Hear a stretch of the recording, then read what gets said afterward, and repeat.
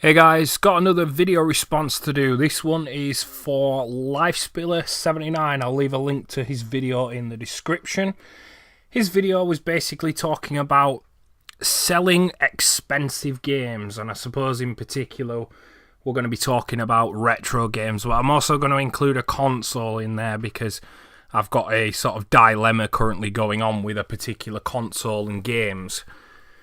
So, selling expensive games, what's my sort of thoughts on it? Well, personally, I'm a little bit not sure about doing it myself because, like I say, I do have a console and some games that I'm thinking about selling because I did get it for a really good price a few years back, and I know I could way more than double my money. And yeah, so that I've got that dilemma.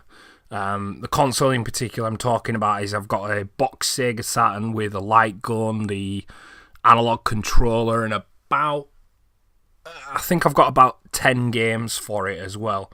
And I paid only, I think it was like 30 quid I paid for it. Yeah, so I know for a fact that I could easily make my money. And like I say, it's kind of a dilemma for me because while I did want to try it out, and I have had some fun with it, in particular Panzer Dragoon Spy, which was one of the games that came with it, which is very much like Lilac Wars, is an awesome game.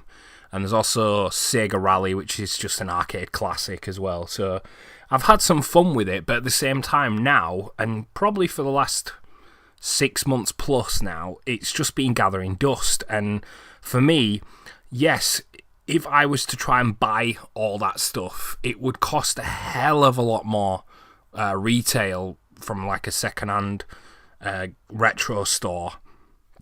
Probably pushing, maybe 140, 150. So if I sold it, I know for a fact that I'm not going to be able to get it back at the price that I got it from. It was just I was at the right place at the right time. Probably one of my biggest retro bargains of all time.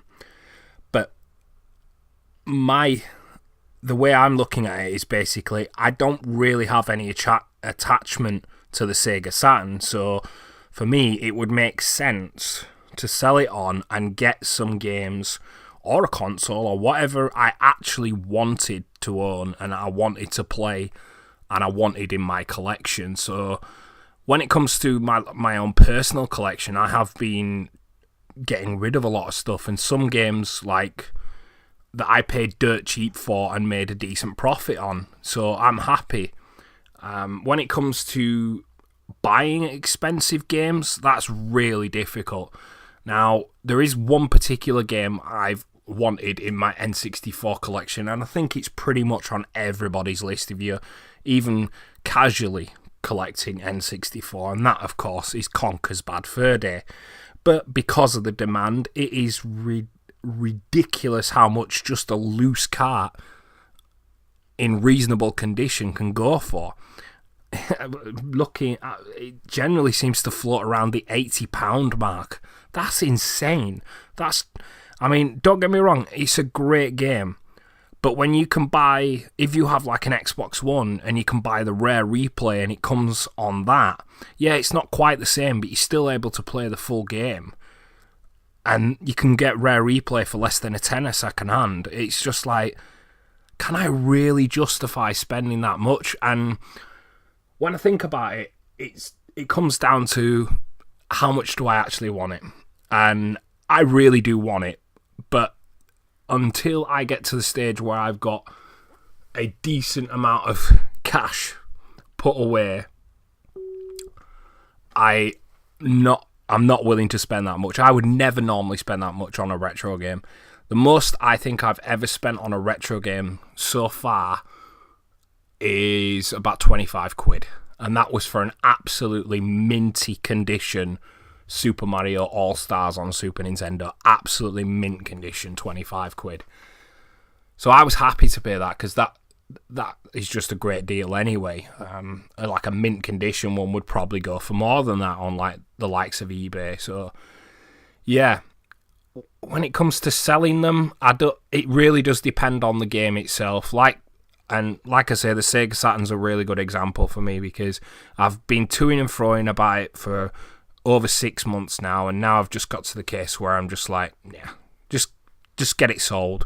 I don't have any attachment to the Sega Saturn, and I have no interest in collecting in it, so I'd rather put it towards games that I actually want, or a console, or whatever I want, basically.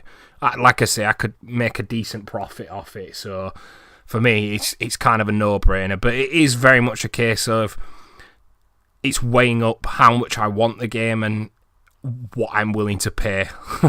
Because like most of us, we all like to get a deal, don't we? So anyway, guys, that's just me talking about my thoughts on selling expensive retro games. Feel free to leave a comment below. As I said, LifeSpiller79's video will be linked in the description, so check his video out. And I will see you soon. Thanks for watching.